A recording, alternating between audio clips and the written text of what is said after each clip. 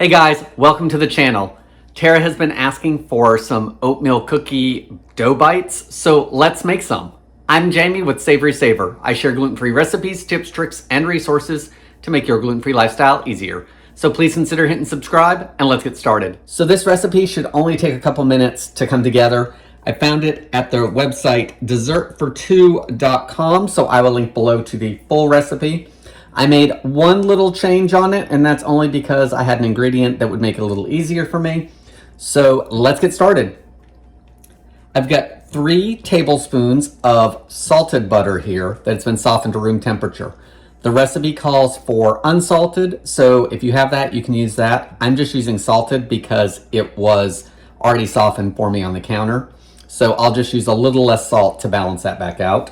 To the softened butter, I'm going to add 2 tablespoons of granulated sugar and a 1/4 cup of brown sugar.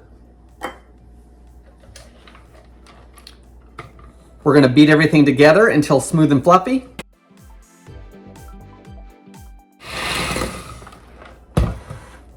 Once that's done, let's add our liquid. I've got 1 tablespoon of milk and a 1/4 teaspoon of vanilla extract.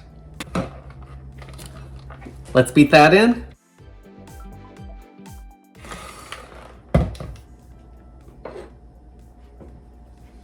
Now let's add our spices. I've got a 1/4 teaspoon of ground nutmeg, a 1/4 teaspoon of allspice, a 1/4 teaspoon of cinnamon, and the recipe called for a 1/4 teaspoon of salt. I'm adding 1/8 of a teaspoon because there's salt in the butter. So let's add that in. One quick mix. Now, for my change in the recipe, originally it said to take a 1/2 cup oats and to grind down a 1/4 cup of them into oat flour. I already have oat flour, so I'm going to use that instead. So I've got a 1/4 cup of oat flour. I'm going to beat this until it forms a dough.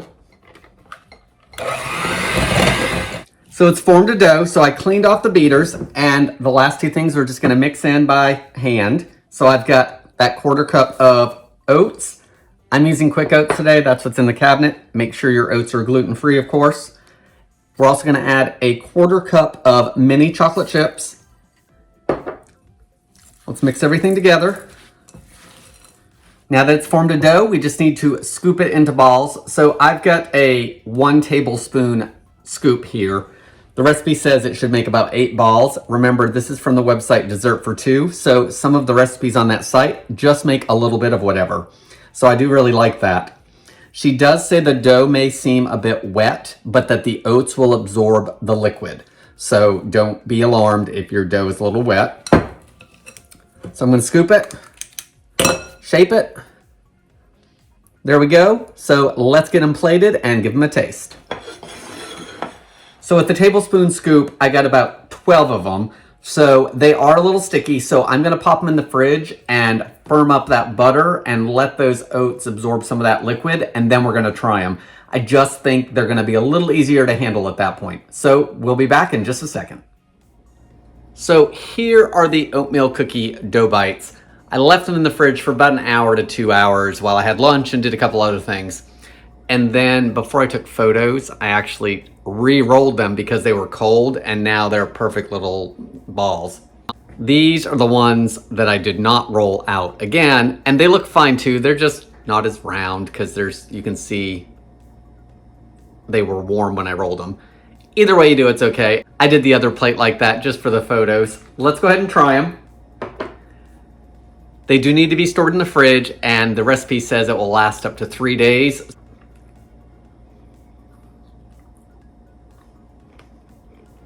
So I just ate 1 whole one, and so here's another one. And they do have a very good taste. I like them. They taste like cookie dough. I feel that it kind of tastes like a cross between a chocolate chip cookie dough and an oatmeal cookie dough because there's chocolate chips in this. I typically make oatmeal cookies either with or without raisins, and that's it. I don't usually add chocolate to my oatmeal cookies because I want to taste the oatmeal, not the chocolate. All in all, I think it's a good recipe. If you like cookie dough, raw cookie dough especially, I think this is a good one to try. I like that the fact that they use oats, and I use the oat flour because that's easy to find gluten-free versions of. so it's not a big swap out, especially if you already have the product at the house. I also like that it makes a small batch and that they're only gonna last for a couple days. So you wanna store these in the fridge. They will last about 3 days according to the recipe. Guys, what do you think of these gluten-free oatmeal cookie dough bites? Please leave me your comments on that below. Guys, that's all I have for today. I wanna thank you so much for watching, and I hope to see you in the next video.